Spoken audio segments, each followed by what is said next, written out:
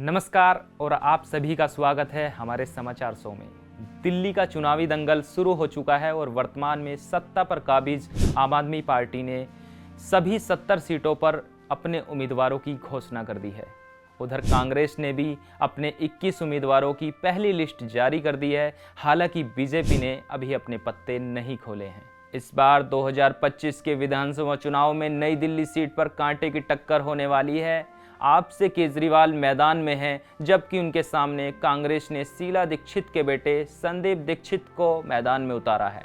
चर्चा है कि भाजपा यहां से पूर्व सीएम और दिवंगत नेता साहिब सिंह वर्मा के बेटे परवेश वर्मा को टिकट दे सकती है। ऐसे में सियासी गलियारों में चुनावी चर्चा शुरू हो गई है, लेकिन इन दिनों सबसे ज्यादा चर्चा दिल्ली की सबसे हॉट सीट की हो रही है। यह एकमात्र ऐसी हॉट सीट है, यहाँ से जो भी चुनाव जीतता है मुख्यमंत्री की कुर्सी उसी की हो जाती है।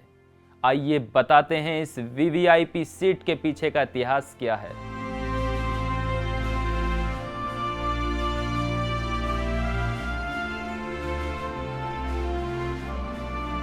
इस बार 2025 के विधानसभा चुनाव में नई दिल्ली सीट पर कांटे की टक्कर होने वाली है। आप से केजरीवाल मैदान में हैं, जबकि उनके सामने कांग्रेस ने शीला दीक्षित के बेटे संदीप दीक्षित को मैदान में उतारा है।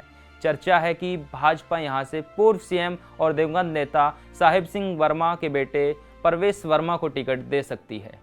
मेरा नाम है कपिल कुमार और आप देख रहे हैं जागरण.com। तो आइए सबसे पहले आपको बताते हैं कि यह हॉट सीट कौन सी है। दरअसल हम नई दिल्ली सीट की बात कर रहे हैं। इस विधानसभा क्षेत्र से कांग्रेस की दिवंगत नेता शीला दीक्षित 3 बार चुनाव लड़ी और तीनों ही बार वे दिल्ली की मुख्यमंत्री बनी। यह सिलसिला यही नहीं थमा। 2013 में जब आम आदमी पार्टी की दिल्ली में एंट्री हुई तो अरविंद केजरीवाल ने नई दिल्ली सीट से चुनाव लड़ा और वे जीत गए। खास बात यह है कि तभी केजरीवाल पहली बार दिल्ली के सीएम बन गए। तो आइए बताते हैं नई दिल्ली सीट का पूरा इतिहास। 1993 में भाजपा के कीर्ति आजाद नई दिल्ली सीट से चुनाव जीते। इसके बाद 1998 में कांग्रेस की शीला दीक्षित यहां से चुनाव लड़ी और जीत गई।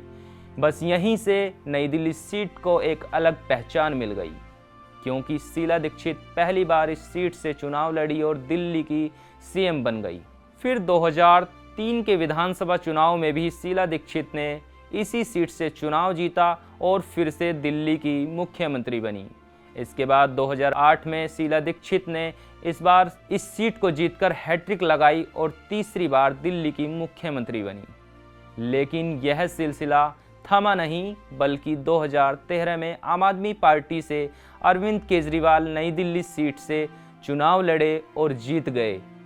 इतना ही नहीं, केजरीवाल पहली बार दिल्ली के सीएम बने।